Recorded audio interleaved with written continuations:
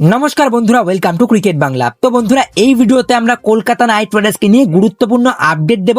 Kolkata night রাইডার্সের মাতিসা পাথিরানা কবে থেকে ক্যাম্পে যোগদান করছে, কবে থেকে কলকাতা নাইট রাইডার্সের জার্সিতে খেলতে চলেছে, তার সঙ্গে কলকাতা নাইট রাইডার্সের ক্যাপ্টেন অজিঙ্ক্য রাহানে তার চোট কতটা গুরুতর, ক্যামেরন গ্রিন কবে থেকে কলকাতা নাইট রাইডার্সের হয়ে বোলিং করবে, সেই নিয়ে কিছু আপডেট দেবো। ইন্টারেস্টিং ভিডিও হবে, শেষ অবধি দেখতে থাকো। আমাদের চ্যানেলে প্রথমবার এলে আপনাদের কাছে একটাই অনুরোধ, চ্যানেলটিকে অবশ্যই সাবস্ক্রাইব করে পাশের বেল আইকনটিকে অন করে দেবেন। তো শুরুতেই আগে আলোচনা করব মাতিসা পাথিরানাকে নিয়ে। মাতিসা পাথিরানার ইনস্টাগ্রাম পেজে আমি দেখছিলাম Matheesha Pathirana heavy weight lifting করছে এবং সেটা দেখেই বোঝা যাচ্ছে সে পুরোপুরি ফিট, তার আর কোনো রকম কোনো ইনজুরি নেই, সে এখন রিকভারি করছে। শ্রীলঙ্কা একটা গুরুত্বপূর্ণ ফিটনেস টেস্ট রেখেছিল, সেই ফিটনেস টেস্টে মাতিসা পাথিরানা অ্যাটেন্ড করেনি, কারণ সে জানে সে যদি ফিটনেস টেস্টে পাস না করতে পারে আইপিএল এ এনওসি সে পাবে না। তো সেই জায়গাতে আমার মনে হয় সে ফিটনেস টেস্টে অ্যাটেন্ড না করে নিজেকে ফিট রাখছে এবং সে এখন পুরোপুরি ফিট হয়ে গেছে, জিমে এক্সারসাইজও করেছে। তো সেই জায়গাতে মাতিসা পাথিরানার যেটুকু আপডেট আসছে, 10ই এপ্রিলের পর থেকে অর্থাৎ কলকাতা নাইট রাইডার্স 4টে ম্যাচ খেলার পরে কিন্তু মাতিসা পাথিরানাকে পাবে এবং দেন তোমার 5 নম্বর ম্যাচ থেকে কিন্তু মাতিসা পাথিরানা অর্থাৎ চেন্নাইয়ের বিপক্ষে কলকাতা নাইট রাইডার্সের যে ম্যাচটা রয়েছে মাতিসা পাথিরানা সেই ম্যাচে ফিরতে চলেছে। ভালো খবর একটা কলকাতা নাইট রাইডার্সের জন্য। এবং তার সঙ্গে কলকাতা নাইট রাইডার্সের ক্যাপ্টেন অজিঙ্ক্য রাহানে, তাকে একটা প্রশ্ন জিজ্ঞাসা করা হয়, ক্যামেরন গ্রিনকে কেন বোলিং দেওয়া হয়নি। সে তো রীতিমতো খেপে গিয়ে বলে, ক্যামেরন গ্রিনকে বোলিং কেন দেওয়া হয়নি, তোমরা এটা অস্ট্রেলিয়ান ক্রিকেট বোর্ডকে জিজ্ঞেস করতে পারো। আর তৎক্ষণাৎ অস্ট্রেলিয়ান ক্রিকেট বোর্ডের সেটা গায়ে লেগে গেছে, সেটা নিয়ে একটা আর্টিকেল তৈরি হয়ে গেল। অস্ট্রেলিয়ান ক্রিকেট বোর্ড ক্যামেরন গ্রিনকে নিয়ে একটা বড় আর্টিকেল করেছে যে তার এখন লোয়ার ব্যাক ইঞ্জুরি রয়েছে, সে এখন পুরোপুরি ফিট না, তো সেই জায়গাতে সে বোলিং করতে চাইছে না এবং সে যদি বড় রকমের একটা ইঞ্জুরি খেয়ে যায় সেটা কিন্তু কেকেআর এর জন্যই ক্ষতি হবে। সেই জন্যই কেকেআর চাইছে ক্যামেরন গ্রিনকে শুধুমাত্র ব্যাটিং করাবে। বাট কালকের ম্যাচে ক্যামেরন গ্রিন না বল করাতে কিন্তু কেকেআর ফ্যান্সরা একটু খেপে গেছিল, মানে কেকেআর ফ্যান্সরা একটু অবাক হয়ে গেছিল যে ক্যামেরন গ্রিনকে এত টাকায় কিনেছে শুধুমাত্র ব্যাটিং করানোর জন্য না, তাকে বোলিং করানোর জন্য। তবে বোলিং কেন করছে না সেই উত্তরটা তোমরা পেয়েই গেলে, তার লোয়ার ব্যাক ইঞ্জুরি এবং সে এখন পুরোপুরি ওই দিকেই নজর রাখছে কত তাড়াতাড়ি সে রিকভারি করার পর থেকে আমার মনে হয় সেও বোলিং করবে। আমার মনে হয় 3 নম্বর ম্যাচের পর থেকে সে বোলিং করতে পারে, মানে তোমার 4 নম্বর ম্যাচটা যে ম্যাচটা রয়েছে লখনৌ সুপার জায়ান্টসের সঙ্গে, সেই ম্যাচে ক্যামেরন গ্রিন বল করতে পারে, এমন কিছু আপডেট কিন্তু আসছে। তো এইবারে যদি গতকালকের ম্যাচ নিয়ে আলোচনা করি, যেখানে মুম্বাই ইন্ডিয়ান্স একেবারে উড়িয়ে দিল কলকাতা নাইট রাইডার্সকে, রোহিত রেকেলটন খুব সুন্দর একটা ইনিংস খেলেছে এবং সেই জায়গাতে কেকেআর এর বোলিং নিয়ে অনেক প্রশ্ন উঠেছে।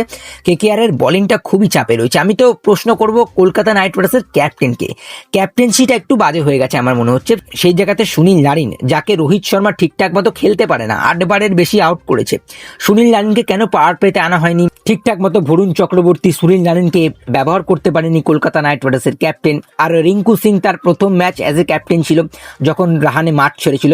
রাহানের চোটটা একটা সামান্য ক্র্যাম্প ছিল, মুম্বাইয়ের ওয়ানখেড়ে স্টেডিয়ামে প্রচন্ড হিউমিডিটি ছিল কালকে, তো সেই জায়গাতে ব্যাটিং অনেকক্ষণ করাতে কিন্তু কলকাতা নাইট রাইডার্সের ক্যাপ্টেন অজিঙ্ক্য রাহানে একটা ক্র্যাম্প হয়েছিল। তবে সেই জায়গাতে কিন্তু কেকেআর ফ্যান্সদের চিন্তা করার কোনো প্রশ্নই নেই, কলকাতা নাইট রাইডার্সের ক্যাপ্টেন অজিঙ্ক্য রাহানে সে পুরোপুরি ফিট।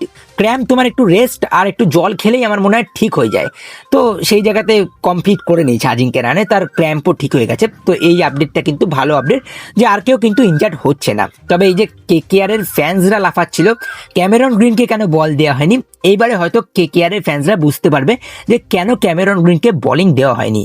এখন যদি বোলিং দিয়ে ক্যামেরন গ্রিনের উপরে এক্সট্রা ওয়ার্কলোড দেওয়া হয়, সে যদি প্রেসারে সে যদি ইনজার্ড হয়ে যায়, সেটা কিন্তু কেকেআর এর জন্য প্রচন্ড ক্ষতি হতে পারে। বাট কলকাতা নাইট রাইডার্স প্রথম ম্যাচ হেরে শুরু করলো, এই জায়গাতে কেকেআর ফ্যান্সদের আমি একটা কথাই বলবো, আমরা এই সিজনটাকে একটু এনজয় করে খেলবো। আমরা আগে থেকে চ্যাম্পিয়ন হওয়ার কথা ভাববো না, আগে কোয়ালিফাই করি, দেন তারপরে সেটা আমরা ভাববো। বাট আগে কোয়ালিফাই করতে হবে এবং সেই জায়গাতে প্রথম 4টে ম্যাচ কিন্তু পাথিরানা না মিস করাতে কিন্তু কেকেআর এর বোলিংয়ে একটা প্রশ্ন রয়েছে। কলকাতা নাইট রাইডার্স প্রথম 4টে ম্যাচের মধ্যে যদি 2টো জিততে পারে বা প্রথম 6টা ম্যাচের মধ্যে যদি 3টে জিততে পারে, তাও কেকেআর এর জন্য সিজনটা ভালো যাবে। এবং তারপরে যখন আইপিএলটা একটু বড় হবে আর একটু গরম বাড়বে, সেই জায়গাতে কিন্তু কেকেআর এর স্পিনাররা হেল্প পেতে শুরু করবে, অনুকূল রয়, সুনীল নারিন, বরুণ চক্রবর্তী, সেই জায়গাতে তাদের রোল আর একটু বড় হতে চলেছে এবং কেকেআর কিন্তু আইপিএল এর মাঝখানে কিন্তু কামব্যাক করতে পারে, এমনটা কিন্তু মনে হচ্ছে। বাকি তোমাদের কি মতামত থাকছে অবশ্যই জানিও। কলকাতা নাইট রাইডার্স বনাম মুম্বাই ইন্ডিয়ান্স ম্যাচ নিয়ে কি মতামত থাকছে। আর সত্যি কালকে যেটা দেখলাম রোহিত শর্মার ব্যাটে, আমার মনে হয় স্প্রিং লাগানো ছিল, জাস্ট টাইম করছে। এবং রোহিত শর্মা কালকে দুর্দান্ত ব্যাটিং করেছে, সেটা রোহিত শর্মা নিজের ক্লাস দেখিয়েছে। বাট কেকেআরের বলাররা কিরকম করে ক্লাস দেখায় নেক্সট ম্যাচগুলোতে, কেকেআরের প্লেয়াররা কিরকম ক্লাস দেখায়, সেদিকে কেকেআরের নজর থাকছে। মেনলি কালকের ম্যাচে কিন্তু আমি প্রভাবিত হয়েছি কার্তিক ত্যাগীর বোলিং দেখে। ভালো পেসেই বল করছিল, 145, 146, এবং সেই জায়গাতে একটা ভুলই কার্তিক ত্যাগী করেছিল, রোহিতকে একটা ফুল টস বল করে দিয়েছিল, নো বল। বাট ওভারঅল কিন্তু কার্তিক ত্যাগীর বোলিংটা বেশ ভালো হয়েছে। এবং ম্যাচ শেষে কিন্তু বুমরার সাথে কথাও বলেছে কার্তিক ত্যাগী এবং সৌরভ দুবে। বুমরা নিজের এক্সপিরিয়েন্স যতটুকু শেয়ার করতে পারছে সে করছে, এবং অবশ্যই বুমরা চাইবে পরবর্তীতে আরও একটা প্লেয়ার তৈরি হোক, পরবর্তীতে আরও একটা বুমরার মতো বলার তৈরি হোক। কার্তিক ত্যাগীর মধ্যে সেই ট্যালেন্টটা তো রয়েছে, সেটা দেখতে পেলাম কালকের ম্যাচে। বাকি তোমাদের কি মতামত থাকছে অবশ্যই জানিও। ভিডিওটা ভালো লাগলে লাইক করে দিও, শেয়ার করে দিও, আমাদের চ্যানেলে প্রথমবার হলে চ্যানেলটিকে সাবস্ক্রাইব করে তার পাশের বেল আইকনটিকে অন করে দিও। তো চলো গাইজ, এই ভিডিওতে এই পর্যন্তই, টাটা।